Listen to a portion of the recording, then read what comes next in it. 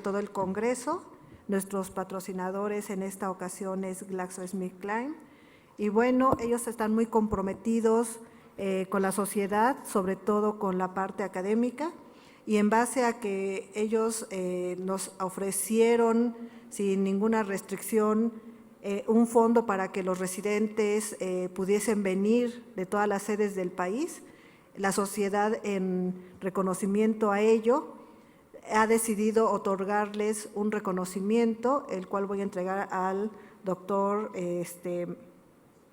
Marco Polo Macías, para que en nombre de la sociedad y de este compromiso con nuestros médicos en formación que están aquí presentes, y bueno, no quiero presumir, pero son nada más que 109 médicos becados, y bueno, uno de nuestros patrocinadores ha sido GlaxoSmithKline. Marco, te hago entrega de este reconocimiento. Gracias.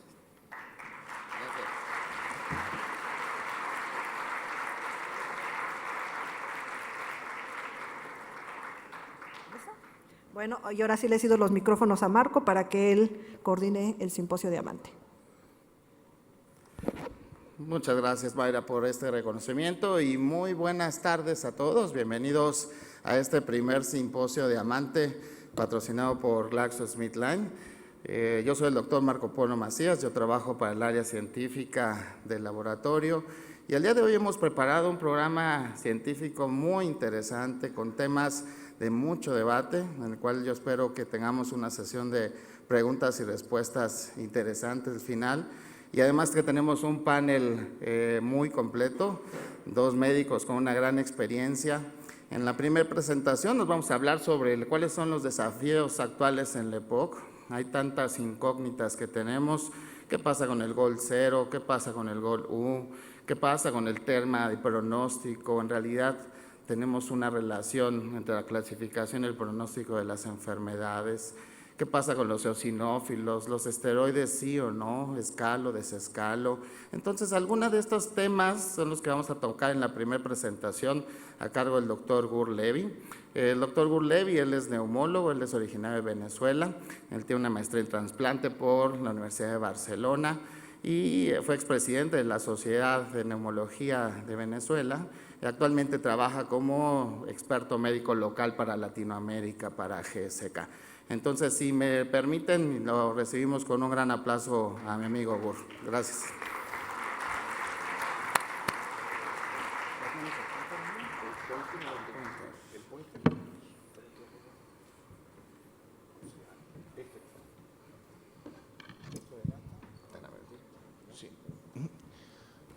Bueno, ante todo, muy buenas tardes a todos. Muchísimas gracias por la asistencia de todos. Muchas gracias al comité organizador por la invitación y sobre todo a la doctora Mejía, Mayra Mejía, que es una mujer incansable y que estoy seguro que este congreso, así como los otros congresos mexicanos, van a ser tan exitosos como siempre. Me toca un tema interesante y voy a intentar hablar un poquito de lo que para mí pudiera ser algunos de los desafíos actuales en la EPOC.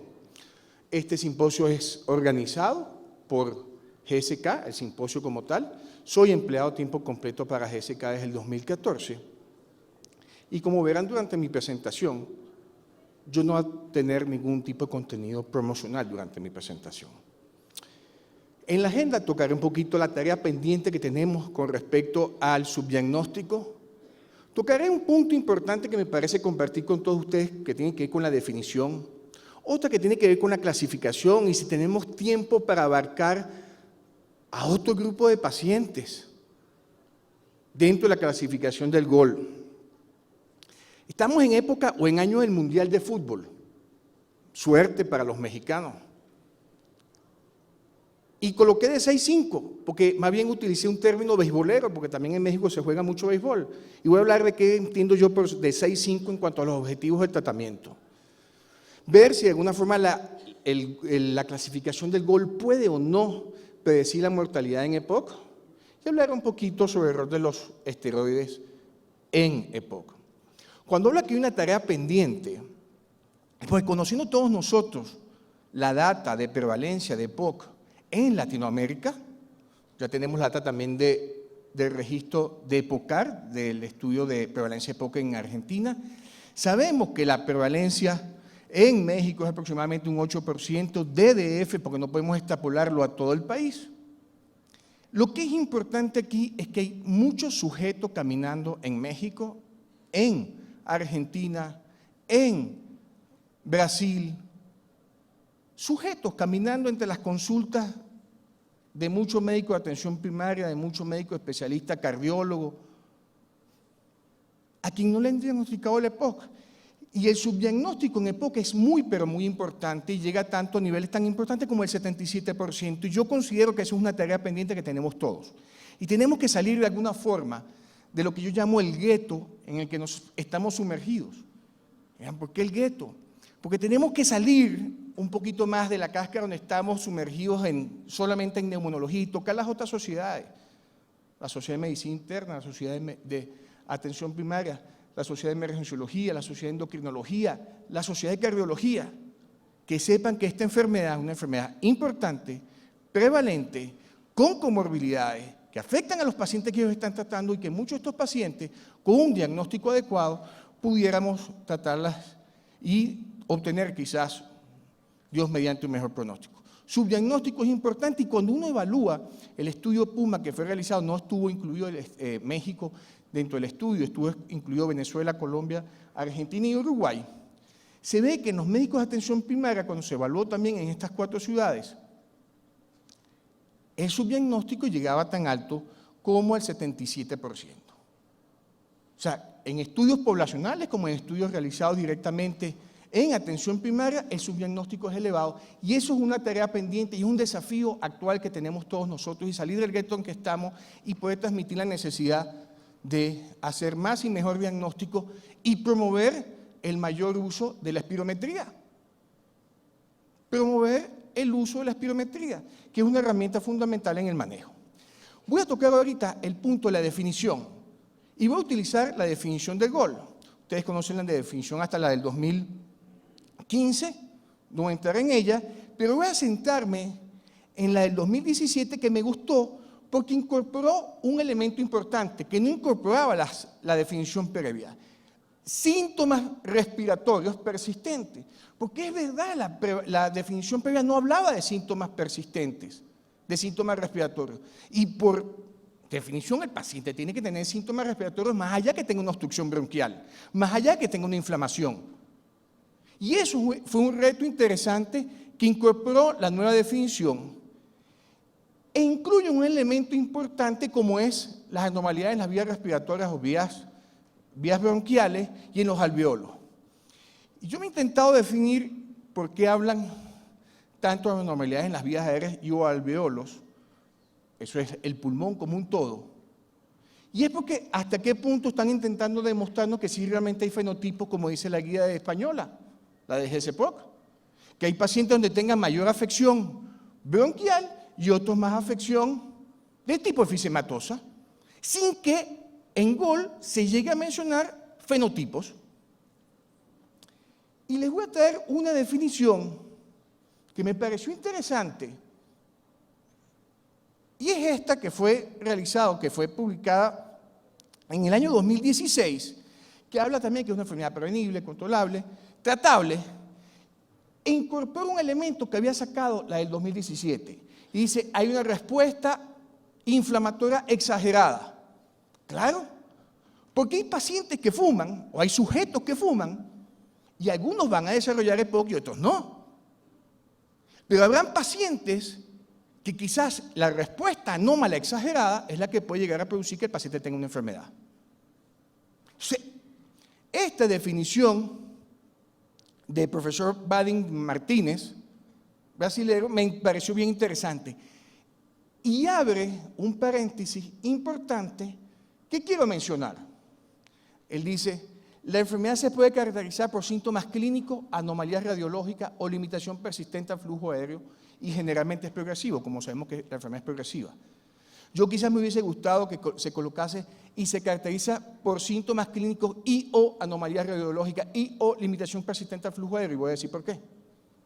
Pero me pareció que es más osada y esta definición de alguna forma ejemplifica a aquellos pacientes con alteraciones radiológicas o con alteraciones de alguna forma de espirométricas que no cumplen con el criterio de EPOC. Y voy a ello. El profesor Roberto Rodríguez Roicín, quien fue chairman del GOL, en la última clasificación del GOL se había eliminado al grupo GOL 0. Recuerdan el grupo GOL 0, que es aquel grupo de pacientes que no cumple con los criterios de obstrucción fija del volumen respiratorio forzado en el primer segundo sobre la capacidad vital forzada. Pero ya veníamos hablando del GOL 0 previo. Y en esta nueva clasificación no está. Y en esta publicación de él, del año pasado, él habla de la importancia clínica a corto y largo plazo de la presencia de síntomas respiratorios crónicos con una función pulmonar preservada. Claro, pues podemos tener pacientes con síntomas respiratorios con una función pulmonar preservada, que no han llegado a desarrollar, por definición, EPOC. ¿Hasta qué punto este grupo es importante? Si ellos comparten o no, o es la evolución natural del paciente con tabaquismo. Me permito traerles la clasificación del GOL, o del documento GOL, y yo no sé cómo hace un paciente. Yo no sé si el paciente que tiene A, de pronto pasa a ser un B, el B pasa después al D, o el A se convierte en un C porque de ser poco sintomático con poco impacto en la enfermedad tiene que tener más exacerbaciones, o el A pasa después al D porque pasa de tener pocos síntomas, poco impacto en la enfermedad a tener muchos síntomas y mucho impacto en la enfermedad. No conocemos cuál es la ruta por la que transita el paciente. No la conocemos. ¿Y dónde están aquí ejemplificados el grupo que a la sociedad española le toca y lo coloca como un grupo importante o interesante a evaluar, que es el grupo ACO, que es el síndrome de superposición, asma EPOC? Y por si eso fuera poco, ¿dónde queda ahí el grupo GOL 0? Veamos entonces qué sucede con aquellos fumadores con alteraciones del parénquima pulmonar sin obstrucción bronquial. Si uno evalúa este estudio bien interesante, que fue publicado el año pasado, un grupo de participantes se le hacen espirometría y se sacan del grupo aquellos que no tienen diagnóstico de EPOC, por espirometría, los que tienen diagnóstico de EPOC, perdón. Y evalúan a aquellos pacientes sin diagnóstico espirométrico de EPOC, que no cumplen con la obstrucción fija del BEF entre capacidad vital forzada por debajo del 70% post-broncodilatador, ven que hay un subgrupo de pacientes que tiene efisema. Y ese grupo es importante y cuando lo evalúan, cuando uno compara a los pacientes fumadores que tienen hallazgos radiológicos de efisema con respecto a los que no tienen efisema y no tienen diagnóstico de EPOC, estos pacientes tienen una difusión más baja, caminan menos, tienen menor saturación y tienen un impacto en la calidad de vida, como dice el documento GOL, con un CAT por encima de 10 puntos, lo que los ubicaría ya en un grupo B. Y si hablamos de exacerbaciones, también tiene más grupo de exacerbaciones el que tiene efisema sin diagnóstico de EPOC por punto espirométrico. O sea, a ver, ¿qué hacemos con un grupo de pacientes que tienen hallazgos radiológicos, que tienen síntomas, impacto en la enfermedad, porque tienen síntomas y tienen impacto en la enfermedad? ¿Qué sucede con ese grupo de pacientes?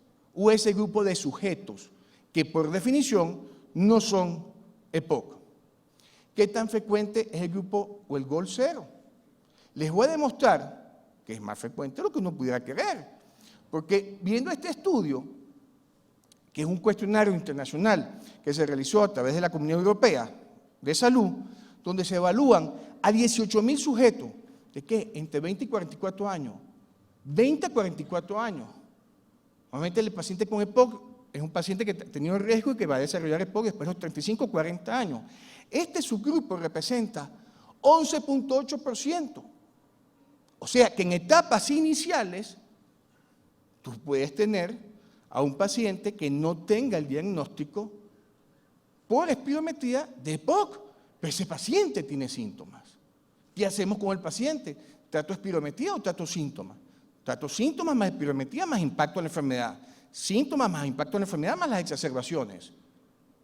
Pero no podemos dejar por fuera un subgrupo de pacientes que es importante. Aquí el grupo que tenía GOL 1 eran 2,5%, el grupo 2, 3 representaban el 1,1%. Por supuesto estamos hablando de adultos jóvenes en esta subpoblación.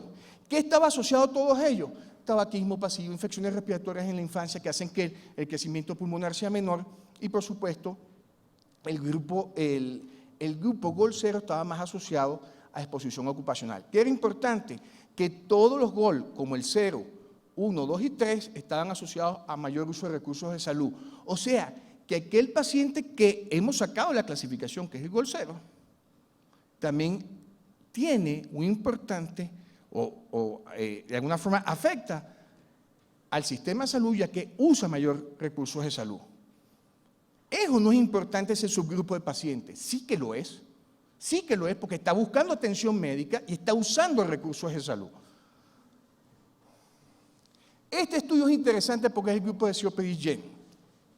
Y lo que van a ver son la enfermedad clínica y radiológica en fumadores con espirometría normal, que es este grupo. Del grupo GOL 0 lo evalúan contra los no fumadores y estos pacientes cuando se les hacía tomografía, veían que tenían efisema y engrosamiento de la pared de la vía aérea. Caminaban menos también, tenían menos calidad de vida y tenían más síntomas respiratorios, tanto disnea como expectoración. Y por supuesto, a medida que aumenta el grupo etario, hay mayor atrapamiento aéreo, evaluado no por platismografía, sino evaluado a través de tomografía. Interesante. ¿Qué pasa con los cuántos sujetos o pacientes sintomáticos desarrollan EPOC? Les voy a mostrar esta serie. A 10 años de seguimiento sobre los riesgos de desarrollar EPOC en esta cohorte bien interesante. Y lo que se ve es que si el paciente sigue fumando, y son grupos etarios que van del año 19 al 20, del 34 al 35 y del 49 al 50, de alguna forma, esos pacientes cuando se siguen en el tiempo, 13,5 desarrollan EPOC, de aquellos pacientes que no tenían EPOC. Pero lo que es más importante, si ese subgrupo seguía fumando, aumentaba 25% en esa serie. El paciente existe. El paciente va a llevar, y a través del tiempo, con los factores de riesgo, entre ellos el hábito tabáquico, por supuesto, la edad, a mayor edad, van a desarrollar o pueden llegar a desarrollar EPOC. Es la ruta, la transición, la historia natural de una persona que está expuesta a partículas nocivas o no, o al tabaco, y que algunos tendrán una respuesta inflamatoria importante. La pregunta es, ¿existen sujetos con síntomas sin diagnóstico de EPOC? Síntomas sin diagnóstico de EPOC, pero con disminución del BEF. Porque, ojo, el GOL 0 es aquel paciente que tiene, de alguna forma, el BEF normal, tiene por encima el 80%. Ahora estoy incorporando a un nuevo subgrupo de pacientes. Y esta publicación es bien interesante. Es una publicación que fue del año 2011, donde hablan del grupo no clasificado, el grupo U. Ahorita lo pongo más complicado. Teníamos el grupo A, B, C, D. Podemos convertir esta clasificación en alfanumérica si hablamos del 0. Entonces 0, A, B, C, D. Y ahorita si incluimos al U, entonces 0, A, B, C, D, U. Y si metemos al ACO, no sé dónde lo vamos a meter. Pero es bien interesante. Entonces, ¿quién es este subgrupo de pacientes? ¿Y cómo está? Cuando uno compara este grupo que tiene un BEF bajo, pero la relación fija está normal, por definición no tiene EPOC, y tú comparas al grupo, al GOL U, o el no clasificado, versus los fumadores con espirometría normal, estos pacientes fuman más, caminan menos, tienen menor saturación de oxígeno y usan más medicación de rescate, y ojo, ya comienzan a tener comorbilidad cardiovascular, que es lo que vemos con los pacientes con EPOC.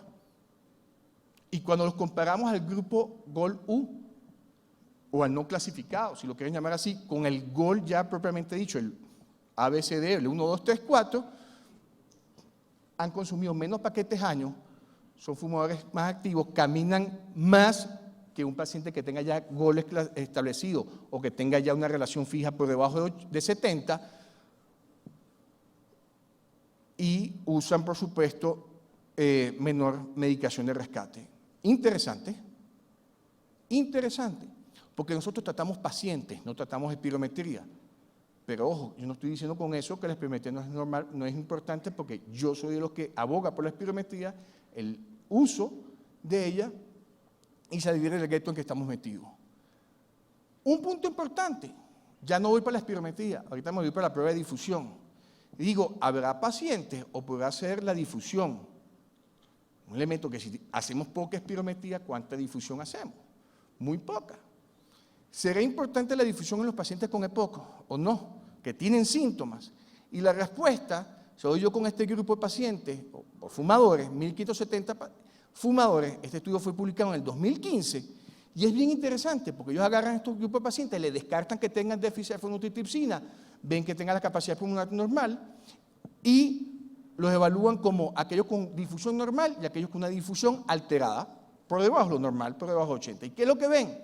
Que aquellos pacientes que tienen una DLSO baja, casi la cuarta parte, un 22% de pacientes van a desarrollar EPOC si siguen fumando. Estos dos grupos siguen fumando. Este lo desarrolla un 3% y este un 25%. Rol del tabaquismo en el sujeto que fuma. Por eso que la primera opción terapéutica en EPOC es decir al paciente que deje de estar expuesto al cigarrillo, al tabaco, a las partículas nocivas. Sigue fumando, tienes una DLSO baja, vas a desarrollar EPOC. ¿Puede ser esto un predictor? ¿Sí o no? Desafíos con respecto al tratamiento. Yo le mostré esto a unos médicos de atención primaria, decían que no entendían todo eso. Es complicado. La piedra angular de tratamiento del EPOC son los broncodilatadores. Son los broncodilatadores. Y hoy en día sabemos que debemos dar mayor broncodilatación posible para disminuir los síntomas y obtener mejores resultados de parte del paciente. Pero esto es complicado a la hora de evaluar a pacientes o manejarlo en la atención primaria. ¿Qué tiene el paciente? Síntomas. El paciente tiene síntomas, tratemos los síntomas o el impacto que tiene la enfermedad en los síntomas del paciente y para ello vamos a tener los broncodilatadores. La suma de broncodilatadores. Pero vamos a tener un grupo de pacientes que además de síntomas tiene exacerbaciones. Ese paciente, porque cada exacerbación afecta al paciente. Entonces es más fácil decir a este subgrupo de pacientes, quizás además de una broncodilatación dual van a necesitar el esteroide inhalado. Y voy con ello para decir entonces de 6.5. ¿Por qué hablaba yo de 6.5? Porque nosotros tenemos los objetivos de tratamiento del EPOC son disminuir los síntomas, mejorar o reducir los síntomas, mejorar la calidad de vida y hacer o provocar una mayor tolerancia al esfuerzo de parte del paciente, que camine más. Sabemos que si caminan más van a tener menos riesgo de mortalidad. Y 3 elementos que son los riesgos futuros. ¿Cuál es el riesgo futuro? 1, disminuir el declive de la función pulmonar, que todavía estamos ahí en deuda, pero mínima porque ya al menos se ha demostrado que en algo podemos disminuir ese declive de la función pulmonar. Evidentemente el cigarrillo o las partículas nocivas. Exacerbaciones, tenemos data con terapia combinada y con broncodilatación dual de disminución de las exacerbaciones. ¿Dónde hay una deuda pendiente? De 6.5 en mortalidad.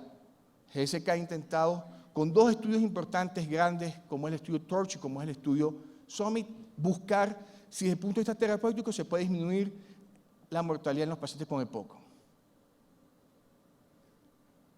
En busca, yo no voy a decir que del arca perdida, pero en busca de ese elemento que todavía nos falta de manejar en EPOC. Desafíos en el grupo D. Desde ese punto de vista, el documento de GSEPOC me parece mucho más simple, mucho más fácil, basado en caracterizar al paciente.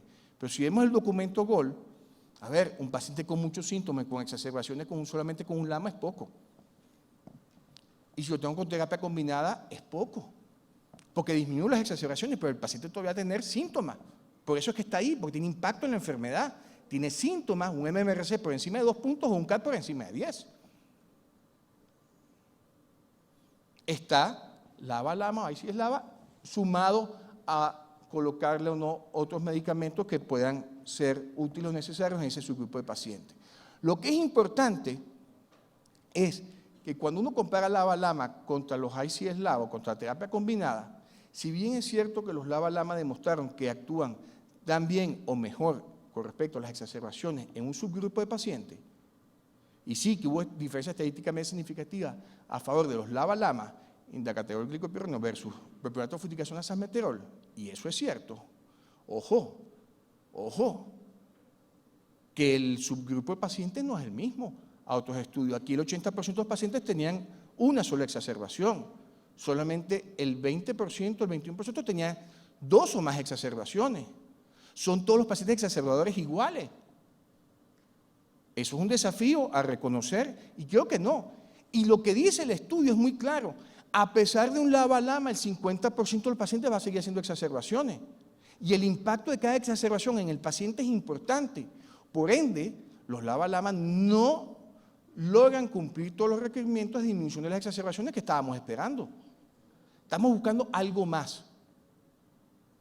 Esto es un estudio importante que dio luces, pero todavía hay grises oscuros que todavía hay que intentar evaluar. Algunos, ante el advenimiento de los LABA-LAMA, dijeron, bueno, podemos asociar los esteroides inhalados en un dispositivo distinto. Porque, a ver, les hago una pregunta. ¿Cuántas posibilidades distintas tenemos de usar una tripeterapia? Tenemos 4 posibilidades distintas. ¿Por qué 4? Que usted use un esteroide inhalado solo, en un dispositivo solo, un broncoator de reacción prolongado solo en un dispositivo, o un LAMA en un dispositivo aparte. La adherencia va a ser pésima y no hay evidencia que eso funciona.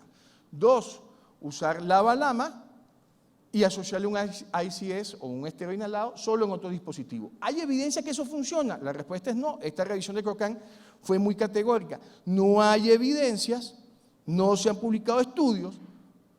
Además, ¿cuándo se va a colocar el esteroide? Antes o después de la rotación dual. ¿Después? ¿Y cuál? No hay evidencia. La tercera posibilidad es que uno use un ICS LABA en un dispositivo y un LAMA en otro, que es lo que se conoce como tripeterapia abierta. Ahí sí hay evidencia y el doctor Jardín va a hablar de ella. Y la cuarta posibilidad es que estén los 3 medicamentos en un dispositivo. Tenemos 4 posibilidades para una tripeterapia. ¿Riesgo asociado a los esteroides? Sí, que hay riesgo asociado a los esteroides en los pacientes que supuestamente tienen más riesgo, que son los pacientes con un índice de masa corporal más bajo, que son pacientes que son más exacerbadores, que son pacientes que tienen un BES más bajo, que tienen un índice de masa corporal más bajo. Sí que lo hay, pero no hay más riesgo de mortalidad por neumonía. No la hay. No hay estudios que evidencien que hubiese más riesgo de neumonía en los pacientes que usan esteroides inhalados con EPOC. No hay mortalidad por neumonía en este grupo importante que sea. Y lo que uno ve es que es un efecto de clase. Cuando uno compara las terapias combinadas que hay en el mercado, es un efecto de clase, que lo que sí sugiere es que a mayor dosis de esteroide inhalado usado, quizás pudiera haber mayor riesgo.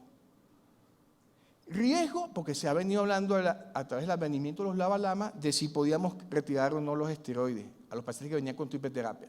Hubo estudios como el estudio Winston, que es bien interesante, que dijo, sí, ojo, esto es previo. El riesgo de quitar un esteroide inhalado a un paciente que lo amerita y tú le quitas el esteroide inhalado, el riesgo de exacerbación a través de 4 series que no son estudios comparados. Ojo, son estudios analizados de forma por separado, que son estudios de Danfield, el estudio de Ferguson y de Anzueto, que puede haber una diferencia de 20 y 30%. ¿Qué es importante? Que el estudio Winston demuestra que si usted quitaba el esteroide al paciente, el número de exacerbaciones eran las mismas. Ok, podías retirar.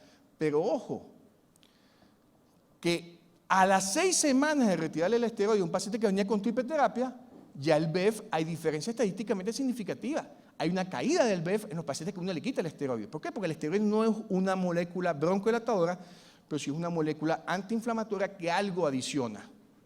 A las exacerbaciones mucho, a la función pulmonar poco, pero adiciona. Y se ve las diferencias estadísticamente significativas. Algunos me decían, bueno, pues es que 43 ml es poco. Ojo, 43 ml es poco para un paciente que tiene 2 o 3 litros, pero 43 ml puede ser mucho para un paciente que tiene medio litro, 1 litro. Pero lo más importante ahí es esto que le voy a mostrar.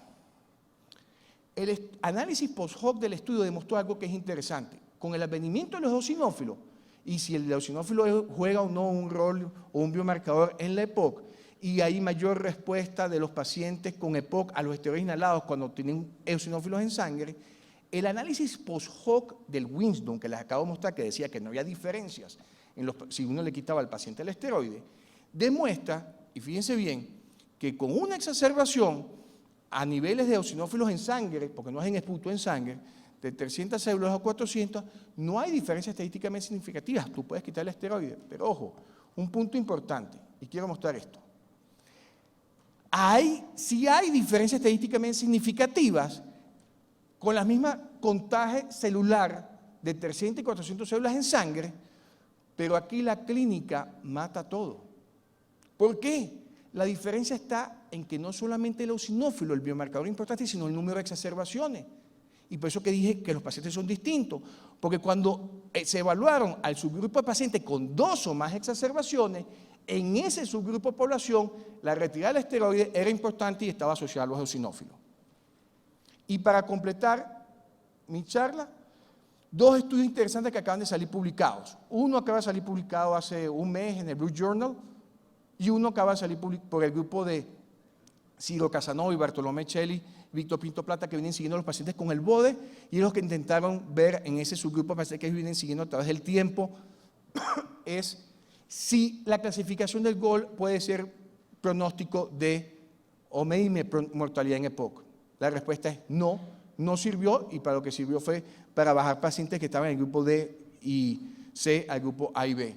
No hay, la nueva clasificación no genera ningún tipo de diferencia, y el registro del grupo danés es bien interesante porque evaluando a casi 33.000 sujetos con EPOC manejados ambulatoriamente, de ellos 22.000 tenían data de MMRC, tenían data radiológica, data de espirometría en ese subgrupo de pacientes, vieron cómo tampoco GOL predice mortalidad. Con lo cual, ojo, eso es una clasificación que no nos va a ayudar para hablarnos de mortalidad. En conclusión, tenemos una tarea pendiente en el subdiagnóstico. No sé qué vamos a hacer con el grupo 0, no sé qué vamos a hacer con el grupo U, no sé qué vamos a hacer con el grupo ACO que ya estamos tratando y que quizás la guía de GCPOC sí lo nombra de forma importante. No sé si quizás la gente de la LAT, con el nuevo documento que va a ser reportado a mediados de este año, van a darnos luces, además, en el documento del consenso de la LAT. Debemos individualizar el tratamiento, los broncoatadores son un punto importante, y el riesgo de retirar los esteroides en los pacientes con EPOC es, como bien les decía, el mayor número de exacerbaciones y la caída de calidad de vida y del BEF. Muchísimas gracias.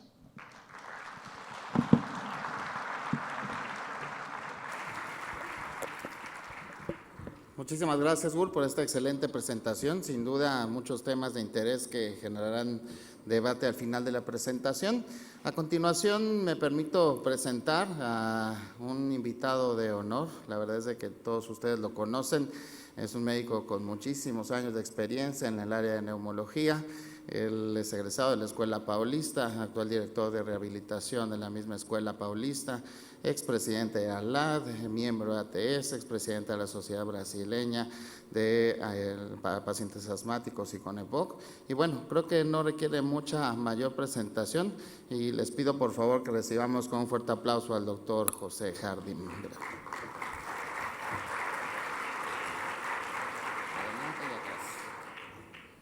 Gracias, Marco Polo. Yo no sabía que había hecho tantas cosas. Gracias. Bien, gracias a la invitación de estar aquí nuevamente en México. Un momento. Tengo 40 minutos, ¿no? 25. Bien, he estado aquí otras veces y siempre que vengo les prometo que la próxima vez voy a hablar mejor mi portuñol. Sigo con mi portuñol, no hablo tan bien como Gur, Marco Polo y otros, pero creo que van a entender. Portuñol es muy fácil. Yo pienso que estoy hablando en español y ustedes todos entienden portugués, ¿no? Y así es el portuñol. Pero estoy tomando clases. Desde octubre empecé a tomar clases de español, a las 7 de la mañana. Bien, cuando sus nietos fueron invitados la próxima vez, en los 30 años, yo estaría aquí hablando un perfecto portuñol, pero mejor. Y me di cuenta que la gramática de español es muy difícil. Porque en Brasil hablamos portugués, escribimos muy bien, pero hablamos mal.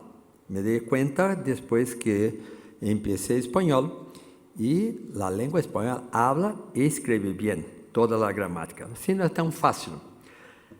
El, lo, el le, para mí es la misma cosa, ¿no? Ya he aprendido que no es tan simple. Bien, yo que voy a hablar es un reto, un desafío en tratamiento de los pacientes con EPOC. Tratar los pacientes adecuados con tratamiento adecuado. GUR le ha dado todas las bases de los tratamientos y empiezo. Siempre tengo que pensar. ¿Esto? No. Así. Por eso mi conflicto de interés. Hace poco fui invitado por SK para trabajar con ellos, pero sigo en la universidad del mismo modo que siempre estuve, haciendo investigación, teniendo mis alumnos de posgrado, y lo acepté como un reto, como el título de esta charla. Creo que es llegado el momento que podamos trabajar juntos. Y hace tiempo que intento hacer que la gente de Latinoamérica trabaje juntos. Todos nosotros miramos a Europa y a los Estados Unidos. Y nos olvidamos que somos muy más cerca de nuestros vecinos. Y de entre todas las cosas que voy a hacer en RSK, una de las que más me gustará, más me va a dar placer, es si consigo hacer que los países puedan trabajar juntos. Está aquí el doctor Solé Cataluña, que va a hablar mañana, y es una cosa que CEPA ha conseguido hace muchos años. En su guía de EPOC, creo que hay 11 organizaciones, incluyendo el Ministerio de Salud, enfermeras, médicos de atención primaria. Y eso no hemos conseguido en Brasil y tampoco en Latinoamérica.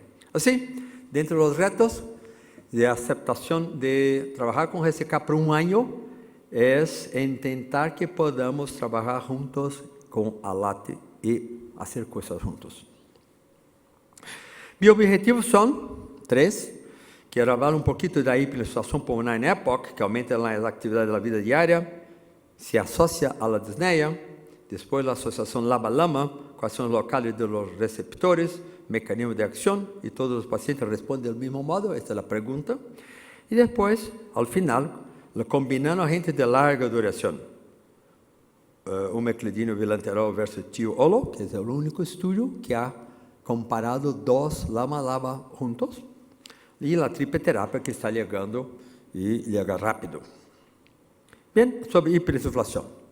Quero começar recordando a terceira conclusão de GUR, que dizia, a primeira diapositiva, e creio que a última, falava de sintomas.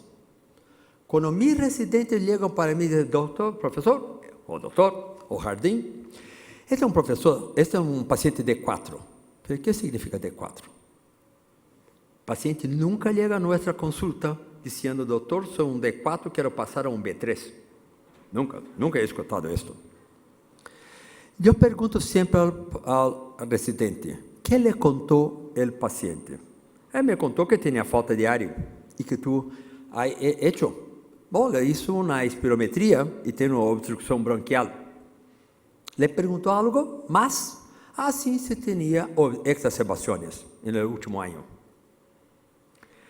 Que damos a pergunta ao residente, e quando estamos numa reunião com menos gente, me pergunto, que damos a paciente que tem falta de aire? Só há uma medicação, broncodilatador. Pero, a depender do seu conceito de broncodilatação, e eu posso adelantar a vosotros que mi concepto es de máxima broncodilatación. A mí me gustaría de tener siempre $100 en bolsillo derecho y otros $100 en mi bolsillo izquierdo. Y si máxima broncodilatación es sinónimo de LABA-LAMA. Bien, siempre pregunto también al residente, este paciente tiene una limitación de flujo, ¿qué le damos? Piensa por 2, 3, 4, 5 segundos, después, bueno, debe ser broncodilatador, ¿sí? ¿Y cuál es su concepto de broncodilatación? ¿Es el mismo que yo tengo, de máxima broncodilatación?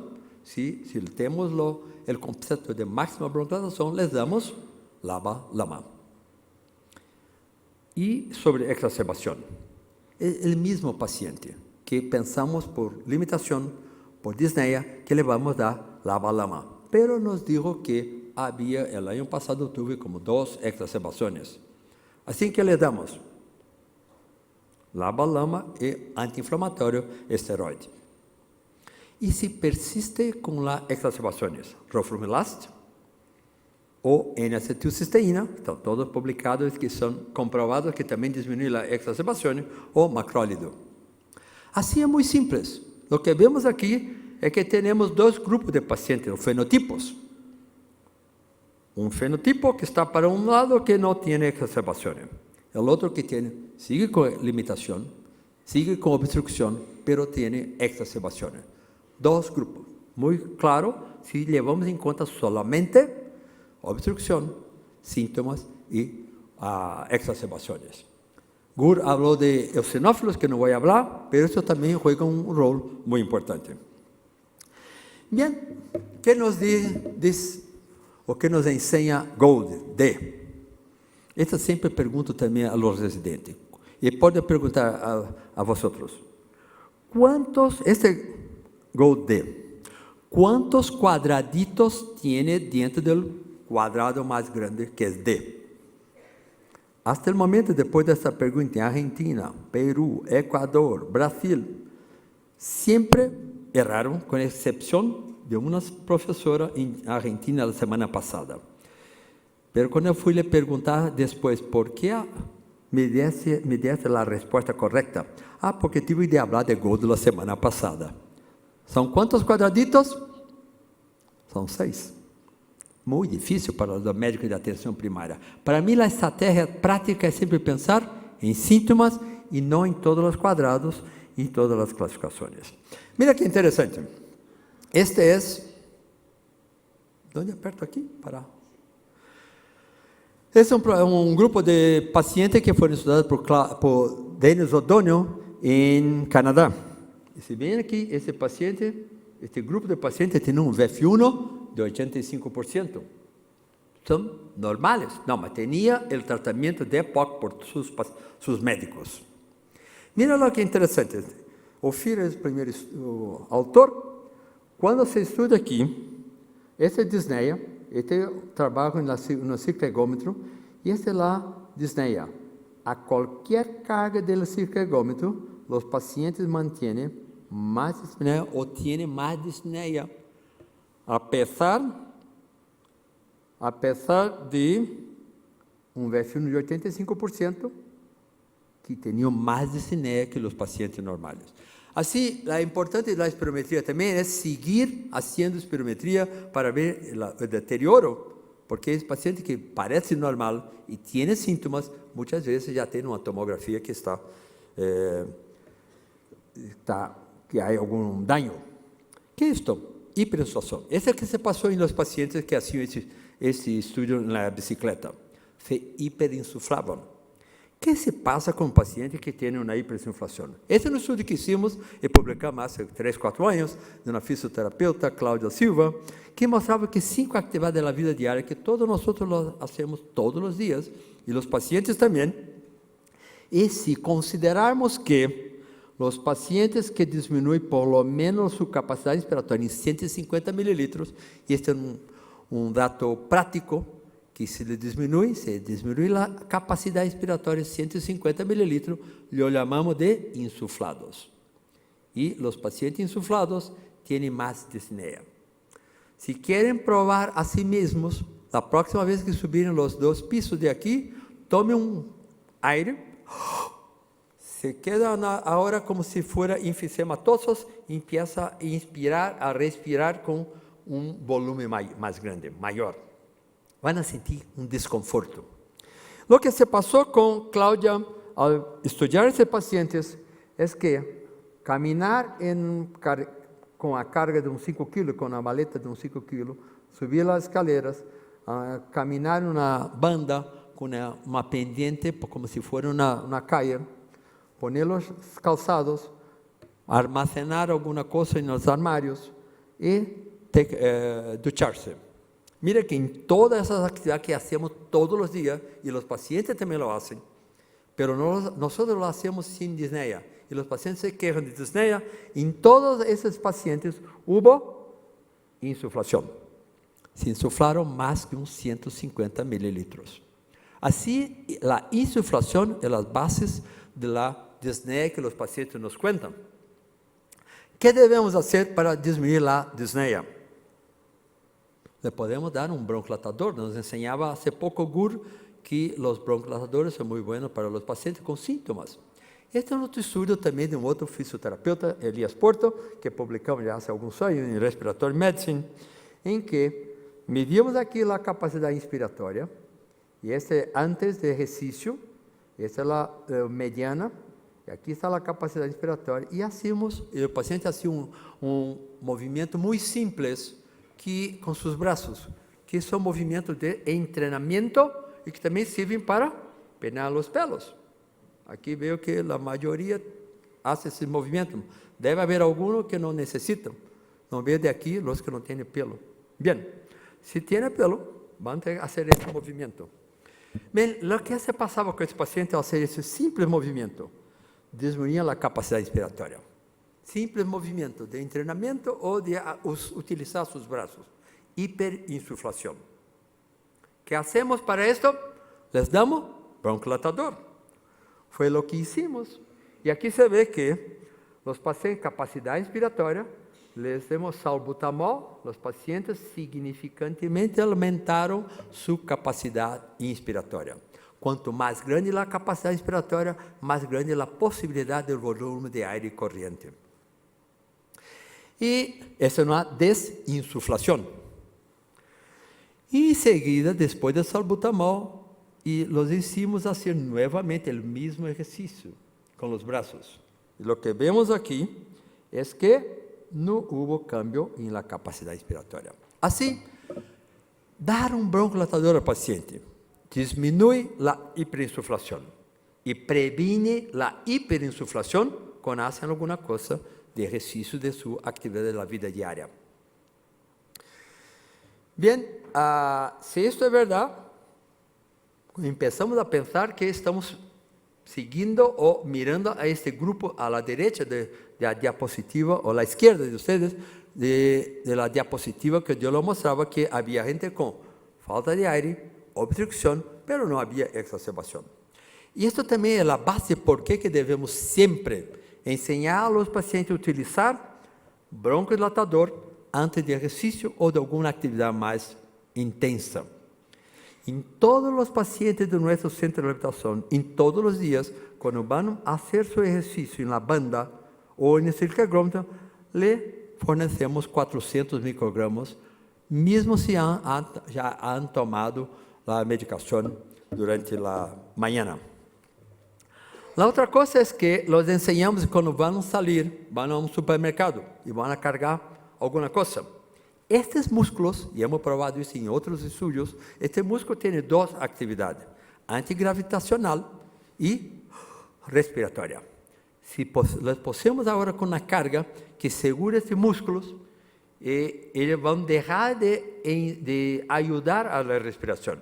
Ese está publicado en el archivo de bronconeumología hace como 3 o 4 años, con todo el consumo de oxígeno, saturación y todo. Por eso que enseñamos a los pacientes, siempre que van a hacer una actividad más intensa, utilicen su broncodilatador. No dejen para utilizar después que ya hicieron y están con falta de aire. Por ejemplo, ducharse, ya se gasta mucho. Cargar unos 5 kilos o 2,5 kilos en cada mano son una de las cosas que más consume oxígeno en ese paciente. Está también en el artículo de bronconeumología. Enseñamos a los pacientes, si van a tener una relación sexual, que lo utilicen antes. No es tan simple hablar eso con el paciente, porque la señora que ya está en su cama, acostada, quiere dormir, y llega el paciente con el dispositivo de salbutamol. Doctora, minha senhora, hoy vamos a utilizar salbutamol o no? Y la señora, otra vez, ya se pasó la noche pasada y la otra. Bien, así, la mensaje es que hiperinsuflación es importante y debemos utilizar, o los pacientes deben utilizar un broncodilatador. ¿Por qué? Porque siempre que utilizan un broncodilatador, aumentan la capacidad inspiratória. Aumentando la capacidad inspiratória, aumenta la capacidad de ejercicio. Mais volume de aire corrente, mais oxígeno. Y con eso disminuye la disnea. Si puede hacerlo al revés, Le damos broncodilatador, aumenta la capacidad inspiratória, disminuye la disnea, aumenta la capacidad de ejercicio. Esto es fundamental y debemos siempre llevar esta mensaje a nuestros pacientes. La asociación LAB-LAMA, local de receptores, mecanismo de acción y todos los pacientes responden del mismo modo. Esta es la pregunta. ¿Qué vemos aquí?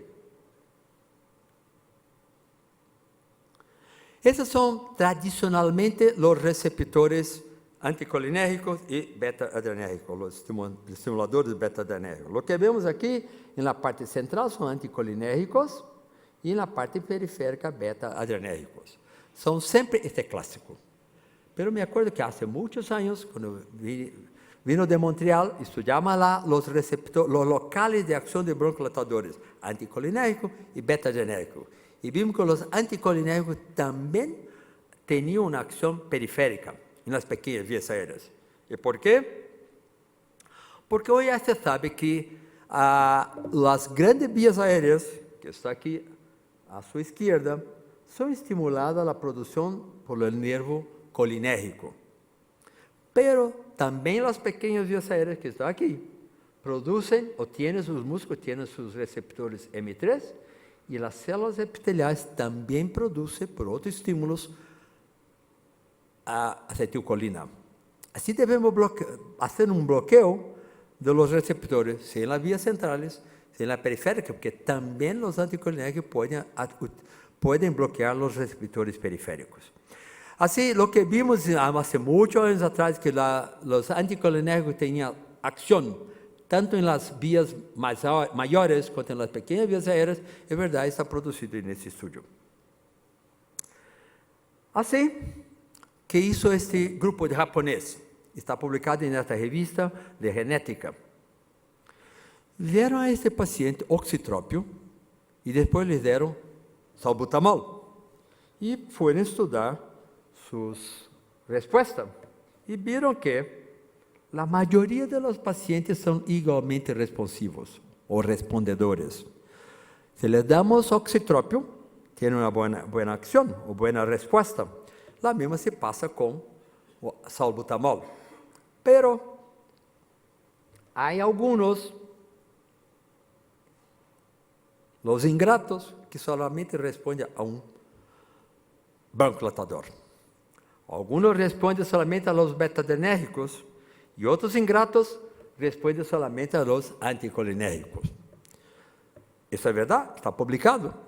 Si así es, y queremos utilizar el máximo de broncodilatación, esa es la primera información que deberíamos tener en cuenta, que los dos son mejores que uno solo. Que cuando me llega el paciente, Juan José, por ejemplo, doctor Juan José, o Juanjo, ¿cómo se pasa? Bien, miro a él y digo, creo que va a responder a anticolinérgico. Y falou, no doctor, yo respondo mejor a beta-adrenérgico. Es imposible saber quién responde mejor a anticolinérgico o beta-adrenérgico. Va a llegar a un punto, a un día, que vamos a sacar una gotita de sangre y decir, este responde mejor a anticolinérgico. Pero en el momento no tenemos este test. Así, basado en ese estudio, mi información es que es mejor dar dos do que un solo, porque no sé en qué punto que está el paciente. Bien, esto es verdad, porque fue publicado en esta revista de genética, pero mira lo que nos enseñó Thomas Petty. Los mayores deben se acordar de Thomas Petty. Thomas Petty era un ícono de la neumología mundial. Vivía en Denver y si queremos hablar de oxigenoterapia, cesación de tabaquismo, EPOC, ese era el hombre, Thomas Petty. Mira lo que nos enseñó Thomas Petty, nos mostró Thomas Petty en 1995. Son 23 años. Y nos decía él que la combinación de salbutamol y ipatrópio era mucho mejor que solo uno de ellos. Hace 23 años. Y ahora estamos aquí hoy, en México, hablando de LABA-LAMA, cuando en la época se hablaba de Sama-Saba. Pero esta era el mensaje de Thomas Petty, que debíamos dar dos broncodilatadores a los pacientes, que era mucho mejor que un solo. Bien, suficiente para broncodilatación o para, por lo menos, pasar la mensaje que hiperinsulación es importante y que broncodilatadores son importantes y hay estudios mostrando que 2 broncodilatadores son mejores que uno. 2 diapositivas para me acordar ¿te acuerdas que había 2 grupos? Un grupo solamente que tenía síntomas y otro que tenía síntomas y exacerbaciones. Las exacerbaciones son importantes, hoy se da mucha importancia, cada vez más, porque aumenta la mortalidad, y todos conocen muy bien esa diapositiva, aumenta el tiempo de exacerbaciones recurrentes, aumenta la probabilidad de hospitalizaciones, progresión rápida de la enfermedad, aumenta la inflamación, pobre calidad de vida, y también es muy conocida, que es un estudio de Eclipse, de John Hurst, que por la primera vez mostró muy claramente que había pacientes que pensaban o que tenían en el año anterior 2 o más exacerbaciones que seguían teniendo 2 o más exacerbaciones. Y a estos pacientes se llamaba era un 70% de exacerbadores. 2 o más son importantes porque son exacerbadores. Pero había otros que tenían 0, siguieron teniendo 0 y siguieron teniendo 0. Este grupo son no exacerbadores. De nuevo, tenemos aquí lo que le mostré en la primera diapositiva. Que le mostré que hay 2 grupos, uno de exacerbadores, otro de no exacerbadores. Y vamos a tratarlos adecuadamente. A cada paciente lo tratamos adecuadamente, le tratamos adecuadamente. Yo decía que lee lá los y él es difícil, le tratamos adecuadamente. Bien, si hiperinsulación es importante, es la base de la disnea. Si le damos broncodilatador es importante. Y, además, combinación de salbutamol y patrópio era mejor do que dar solamente uno de ellos. Y ahora que tenemos la felicidad de tener LABA y LAMA una vez al día, es posible que esto sea muy más eficiente de que dar SAM y SABA 4 veces al día. Me acuerdo de una conferencia de Celli que decía, estamos en una época de mucha felicidad, que ahora tenemos muchas cosas a ofrecer a nuestros pacientes. No voy a hablar de todo el tratamiento no farmacológico, mas en el tratamiento farmacológico hemos alcanzado mucho en los últimos años. Y este que nos decía Celli, este es un momento de felicidad. Hay muchos lavalamas. Hay lavalamas que son de 2 dosis al día, como aclidina y formoterol, una dosis al día, glicopirona y indacaterol, tiol-olodoterol, umeclidina y vilanterol. Por exigencia de FDA y de EMA en Europa, toda vez que mezclamos dos, en el caso broncodilatador, o 2 medicaciones, hay que se probar que al mezclar las 2 es mejor que solo una antes. ¿Por qué? Es posible porque hay alguna interacción molecular. Cuando mezclamos las 2, que son muy buenas, aisladas, ahora cuando las mezclamos, no tienen más la acción que deberían tener. Así, por exigencia de FDA, todas las compañías farmacéuticas han estudiado para presentar a FDA 2 contra 1 de ellos. Y lo que todos vieron, y para mí es lógico, una vez que no hay esta interacción molecular, es que 2 es mejor que 1. Yo decía, me gustaría mucho tener $100 en cada bolsillo, al invés de solamente $100. Y lo que se ve por aquí es exactamente esto.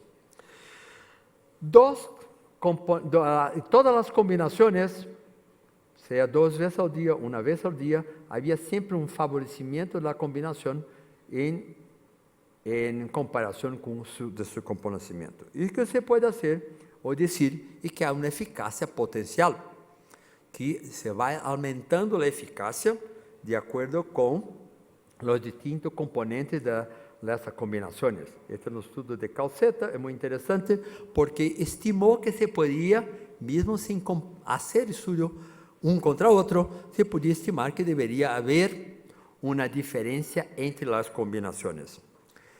Y con esto pusieron en esta tabla la intervención A contra un comparador B. Está aquí intervención A, comparador B. Aquí son los componentes de las asociaciones, y aquí son los componentes o las mismas asociaciones.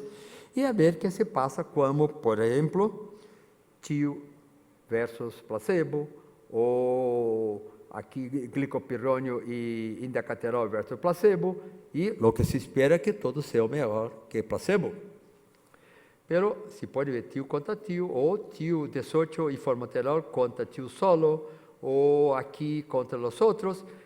A conclusão que chegou este grupo de investigadores foi que, se compara os resultados contra placebo e contra outro que há, o que se espera ou se estima é que vai haver uma diferença, por exemplo, que são os dos más importantes en el mercado, es que o meclidina y vilanterol versus TIO y holodoterol puede haber una diferencia en favor de meclidina y vilanterol. ¿Por qué contra TIO? Porque tiotropio es el patrón oro. Si alguien quiere o desarrolla un nuevo anticolinérgico, tiene que hacer una comparação com tiotropio. Tiotropio está no mercado há 15 anos, excelente medicação, e por isso que há que se compará-lo, né, contra tiotropio. Sempre que vamos a comparar um auto, com quem comparamos? Ferrari. Por isso que meu auto sempre perde, porque não é uma Lamborghini. Bem, assim, ¿por que é possível que haja uma diferença entre essas duas associações, que são muito boas? Lo que hizo por la primera vez la compañía GSK fue comparar los dos directamente. Y eso que hicieron, y un estudio cruzado de 8 semanas, que después se deja 3 semanas sin la medicación, y si ahora utiliza la otra, si el mismo paciente utiliza las dos, para ver lo que se pasa. Estudios cruzados son buenos porque con un grupo de pacientes, al final puede tener el doble de informaciones. Y en ese estudio de 8 versus 8 semanas, o más 8 semanas, de TIO holodoterol versus o meclidina y vilanterol, se escogieron pacientes que eran sintomáticos, porque lo que quería ver era el aumento de trough. Y vamos a llegar allá en un momento. Este aquí son pacientes grupo B, y hoy si no se publica que es un grupo B, C, D, a la revista no lo acepta, no sé por qué. Está más complicado. Para mí, Gold es una complicación. Excelente documento. Si lee los 154 páginas de Gold, excelente. Para mí, la única excepción, y participo de 2 reuniones de Gold todos los años desde 1999. Y esta es mi pelea, y al principio menos, pero después que salió esta clasificación, es mi pelea con Aldo Augusti, con Jorge Vestibo y con todos ellos. Es muy complicado. Lo que me contestan es que ellos me dicen que, José, esto no es para neumólogos. Este es un documento estratégico de tratamiento para los clínicos. Para mí, para los clínicos, entender todo esto. Leer o documento Gold es muy bueno, pero la clasificación para mí es un poco más difícil de entender o pasar a alguien tantos cuadraditos, tantas cosas. Sí, pero para la publicación tuvieron que poner que son pacientes sintomáticos sin exacerbaciones. Y fueron ver que era su definición o desfecho primario. ¿Cuál era el desfecho primario? El desfecho primario era de ver Valle. Creo que todos se acuerdan que es un Valle de F1. Lo que queremos que nuestro paciente, que se despierte mañana y tenga una broncodilatación suficiente que pueda se poner de pie, en pie, y que pueda poner en pie, ir a bañarse, ducharse, cepillarse, peinar los pelos, porque hubo una broncodilatación residual del año anterior.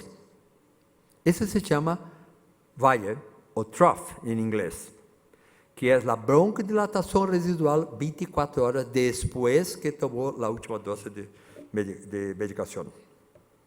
Lo que se ve aquí es que hubo una diferencia de uns 53 mililitros a favor de umeclidina e vilanterol em relação a tioholodoterol. Este era um PP. PP se chama per protocolo. El otro modo que se puede hacer la estadística es intention to treat, intención de tratar, ITT. Que esto es que todos los pacientes en esos 3 meses de estudio que tomaron por lo menos una dosis de una de las 2 medicaciones y que salieron del estudio por su voluntad propia o por alguna otra enfermedad, son considerados como fallas terapêuticas. Es el método estadístico de probar superioridad. PP es un estudio de no inferioridad y ITT de superioridad. Lo que se ve aquí, por la primera vez se estudiaba dos medicaciones Labalama, que están en el mercado y son muy buenas. Por primera vez se estudiaba sus medicaciones una contra otra. Y lo que se ve aquí es que la población por ITT también hubo una diferencia de uns 50 mililitros a favor de umeclidina e vilanterol. ¿Por qué 50? Porque si la diferencia mínima significante es 100 VF1. Es 100 contra placebo. Contra 2 broncodilatores, si tiene un número exacto, se tomó como la mitad de la mínima diferencia clínicamente importante. Y se muestra que en la semana 4 se estudiaron los respondedores. Esa también es una exigencia de FDA. No quiero saber el promedio. Aquí, por ejemplo, ¿hay algún cardiólogo? No. Porque los cardiólogos ganan mucho dinero. Si había mitad de cardiólogo aquí, mitad de neumólogo aquí, iríamos todos salir contentes que ganamos como $20,000 al mes. No, ganamos 1, 2, 3, 4, 5. Los cardiólogos no 30, 40, 50 mil. Así, la exigencia de FDS me cuenta cuántos % de las personas alcanzan la diferencia mínima clínicamente significante. Lo que se ve aquí es que un 64% o 69% de los que estaban con umeclidina llegaron o respondían a pelo menos 100 mililitros de VF1 y tiotrópio o holodoterol no 51%. Este es 2 veces más a la chance de que se responda con umeclidina bilateral do que con la otra asociación. Y este es muy interesante este modo de también mostrar la misma cosa. Aquí tenemos umeclidina bilateral menos la respuesta de tioholodoterol. Si los dos responden la misma cosa, la diferencia es 0. Si un tioholodoterol es mejor, se responde con negativo, porque aquí está en la segunda parte.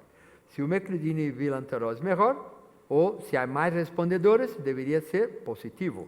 Y lo que se vio en ese estudio fue que un 52% de los pacientes tenían una respuesta positiva a umeclidina más do que tenían a tioholodoterol y un 19% tenían a favor de tioholodoterol. Así le damos una medicación que no sabemos si cómo va a ser la respuesta. La posibilidad es que 52 con 29 son por menos 81% de las veces los pacientes deben ser igual o responder mejor con umeclidina y vilanterol. Bien, esta también es muy importante. Les decía al principio que la hiperinsuflación es importante en las bases de los síntomas de disnea. ¿Qué hacemos? Le aumentamos la capacidad inspiratoria. Eso que se vio aquí, que hubo un aumento de la capacidad vital forzada y de la capacidad inspiratoria. En las 4 semanas y la 8 era una respuesta muy consistente de disminución de la disnea por aumento de la capacidad inspiratoria.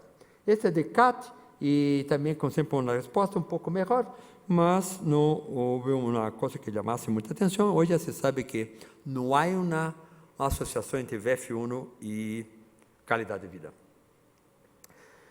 Como 75 de estos pacientes nunca habían utilizado Respimat o habían utilizado Ellipta, que es el dispositivo de RSK o de esa medicación, de esa asociación, le preguntaron después cuál era más fácil, cuál era para manusearlo, para usarlo, y llegaron, o por lo menos estos pacientes vieron que a ellos les parecía que, y los dos utilizaron los dos, le parecia mais fácil o elipta do que o Respimat.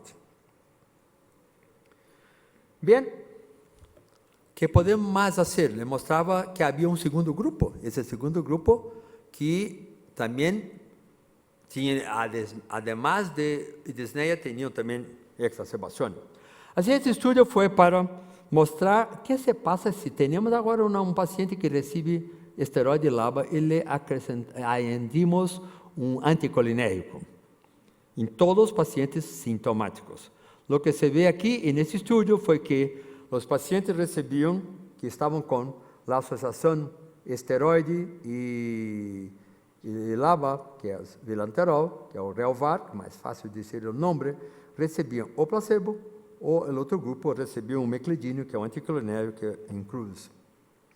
O que se vê aqui também são pacientes, uns 60% deles eram graves ou muito graves.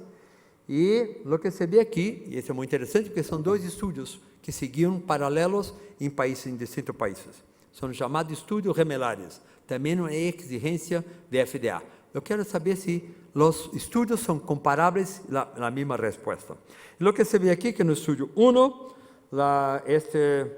são o que recebia Relvar mais placebo, este Relvar mais o meclidínio, e o que se esperava, uma vez que se añade um anticolinérgico, um segundo broncodilatador, e que havia uma resposta melhor, tanto no estudo 1 quanto no estudo 2, que tinha uma dose doble de anticolinérgico, mas a resposta era a mesma, e com isso se vê que havia uma diferença entre os que recebiam Relvar mais placebo e este Relvar mais o meclidínio, que a tripterapia lhe añade alguma coisa de VF1, de TROF, e também nas primeiras 6 horas de recebimento do estudo, como está aqui, e se vê aqui que há uns 150 ml de melhor broncodilatação quando se añade o meclidínio ao que se estava utilizando antes. Esta são qualidade de vida, também são respondedores que também se mostram aqui, desculpe, mas um estudo curto de 3 meses, que não tinha como desfecho primário ver exacerbações. O que viram foi que, ao final, muito poucas exacerbações, porque não eram exacerbadores, mesmo assim, o que se viu foi que havia uma diferença em favor da tripterapia, o meclidínio, vilanterol e esteroide, de que havia uma diminuição de pelo menos 53%, que entre 77% até uns 6% de diferença da possibilidade de ter exacerbação. Não era um estudo para exacerbação, mas chamou muito a atenção. E hoje o que se vê é que os efeitos colaterais são muito igualitos. Bem, se a tripterapia é importante, eles puseram agora o meclidínio, bilanterol e fluticasona contra, esta é a tripterapia, parecia que a tripterapia seria melhor do que somente esteroide e LABA, e que viram aqui contra budesonide e formoterol, fizeram um estudo agora de 24 semanas, com mais algumas semanas seguidas. Interessante que era um estudo de vida mais real, não havia muita exclusão de pacientes. E os pacientes poderiam entrar ao estudo se tinham um VF1 baixo e eram sintomáticos, ou se não eram tão, o VF1 não era tão malo, mas teriam uma situação grave e eram sintomáticos. É um estudo muito mais de vida real. Não se excluíam cardiopulmonares, cardiovascular e todos. E o que se vê aqui, este é o grupo de pacientes, o que se vê é que os que recebiam a tripterapia, como está aqui, formoterol, furato fluticasona, o meclidínio vilanterol, tinha uma TROF VF1, a broncodilatação no dia seguinte, melhor do que tinha durante as 24 semanas do que aqueles que recebiam somente esteroide e LABA. E também tinham melhor qualidade de vida por São Jorge, e se via aqui também que tinham menos exacerbações, havia uma diminuição de exacerbação em favor de los 24 semanas, e depois para o grupo que se seguiu por 52 semanas, havia muito menos exacerbações no grupo que recebia tripterapia, em relação àqueles que recebiam somente esteroide. Sim. Bem, a tripterapia está chegando, este é que vamos encontrar nos próximos meses e anos. todas las compañías lanzando sus triple terapias, porque parece que para los pacientes que yo les mostraba al principio, que son sintomáticos, que tienen una obstrucción bronquial y tienen exacerbaciones, triple terapia es mejor do que solamente el LABA-LAMA. Y lo que se ve aquí es un estudio que también recién publicado, se llama Tribute, que es de también una asociación nueva, que es beclometasona, formoterol glicopirrônio, contra una asociación que se dice que era muy buena, que ahí todos se acuerdan del estudio de hace como 3, 4 años, que fue publicado, que la asociación indacaterol y glicopirrônio parecía ser mejor do que a asociación esteroide y LABA. Así, este laboratorio hizo lo que se esperaba. Si triple es mejor, voy a comparar con los dos que están publicados recién, que decía ser muy bueno esta asociación. Lo que se ve aquí es que son pacientes que tienen uns 80% son graves ou muito graves, que são sintomáticos com muito pouca exacerbação, uma ou menos, e recebiam pelo menos 60%, já veniam com esteroide LABA. E o que se vê aqui são os resultados de exacerbações. São normalmente 2 diapositivas que eu mostro, está publicado há menos de um mês. E o que se vê aqui é que em rojo, a associação triple, lo que se ve que hay menos exacerbaciones do que en verde, que es la exacerbación LABA-LAMA. No entanto, si vamos a ver ahora solamente los separados, moderados y graves, no había más la significancia que había antes, que ese era un grupo que no era tan grande, son con 500 contra otros 500 pacientes, y cuando se divide en moderados, exacerbações moderadas e exacerbações graves não era mais significante. Por que as exacerbações moderadas e graves são mais importantes? Porque se ponemos todo em uma cesta, o custo de EPOC, um 70% vem das exacerbações moderadas e graves. Isso aqui vai diminuir o custo do custo de EPOC. Además, esse estudo demonstrou que não havia uma diferença na função pulmonar e havia discreto aumento da qualidade de vida. Bem, eu lhe dizia, triple terapia é importante. Este é o primeiro estudo que ha sido publicado recém de exacerbações, mirando exatamente as exacerbações. Deve ser publicado agora um estudo de RCK, que é o estudo IMPACT. Estamos chegando ao final, somente mais outro diapositiva e terminamos, uma outra diapositiva. Este é um estudo muito interessante. Primeiro, porque são 10.000 pacientes. Segundo, porque o estudo é a triple terapia contra a LABA esteroide e contra a LABA-LAMA do mesmo laboratório, com o mesmo diapositivo, uma vez ao dia. Vai ser publicado el 18 de abril e só les mostro o delineamento do estudo. E aqui está o desfecho primário, que são exacerbações moderadas e graves. São interessantes. 18 ou 19 de abril deve ser publicado. Eu les adelanto que os resultados são muito interessantes contra a exacerbação por las exacerbações, a função pulmonar, especialmente por la mortalidade. Bem, chegamos ao final. Me gusta muito este modelo. Este é o modelo de qualquer que seja a enfermidade crônica, que seja hipertensão pulmonar ou hipertensão arterial. Quais são os sintomas? Como me sube a hipertensão, tenho dolor de cabeça. E aqui está tempo. Assim, em qualquer que seja a enfermidade, quando o paciente alcança o umbral clínico, vai ter sintomas. Assim, é um paciente que pode ser de diabetes, hipertensão pulmonar, insuficiência cardíaca ou EPOC. Quando alcança o umbral clínico, passa a ter sintomas. Que damos a este paciente? Um hipotensor. E que damos ao paciente que tem EPOC? Podemos lhe dar SABA-SAMA. Demonstrava de Thomas Petty, que é muito bueno, SAMA e SABA, juntos. Sim, se quedam bem, mas com curto tempo, que pode ser dias ou semanas, voltam a ter sintomas. Por quê? Porque lhe demos uma medicação que es buena, es eficiente, es eficaz, pero no tiene un tiempo largo de acción. Además que son 4 veces al día.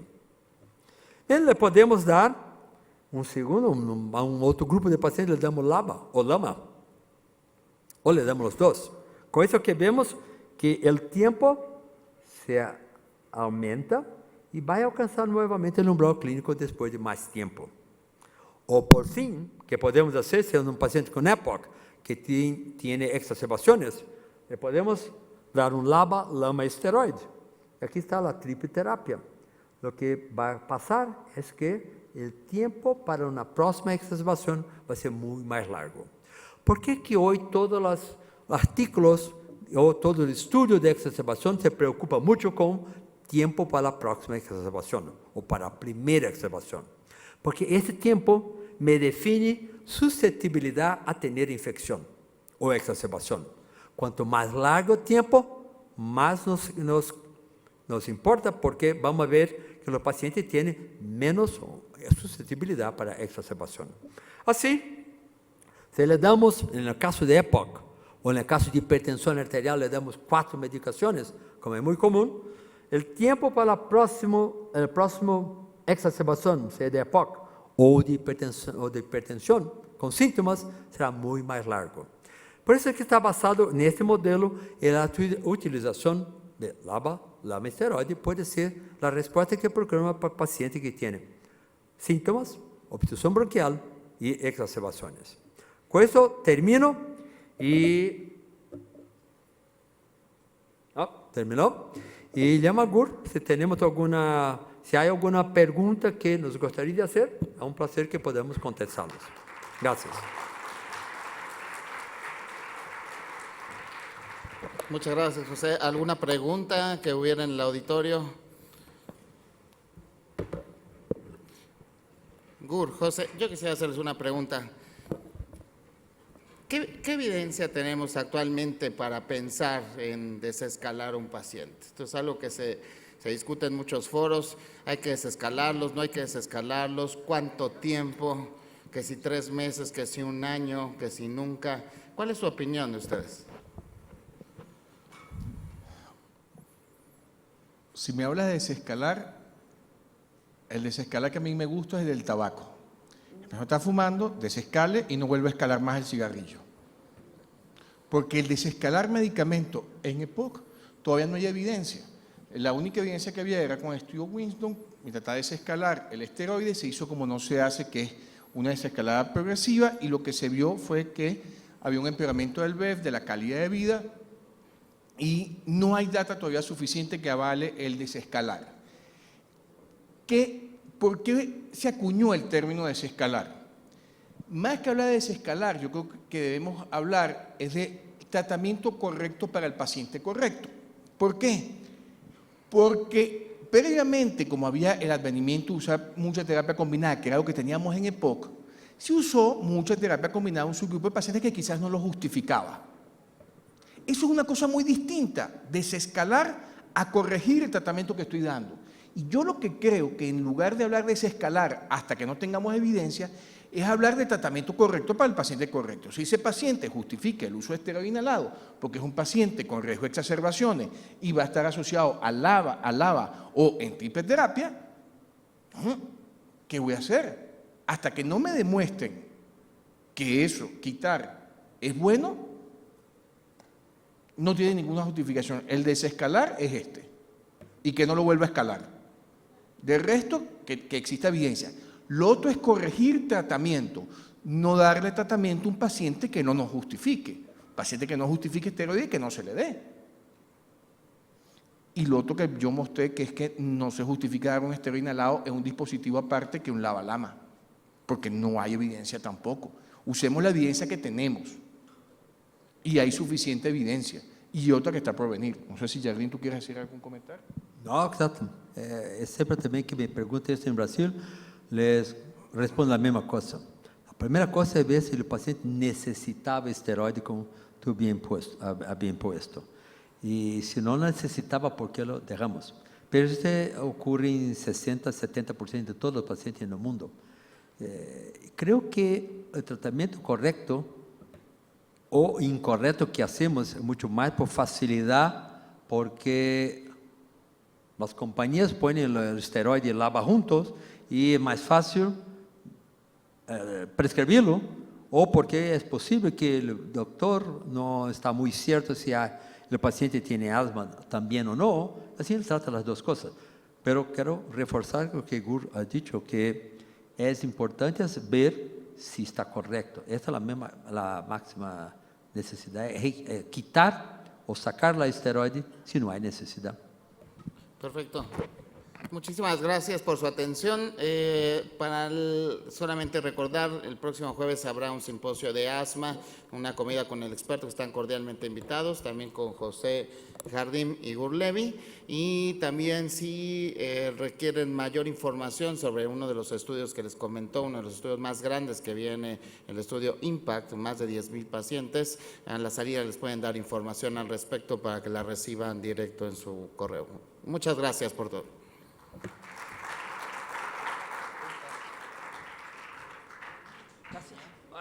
Bueno,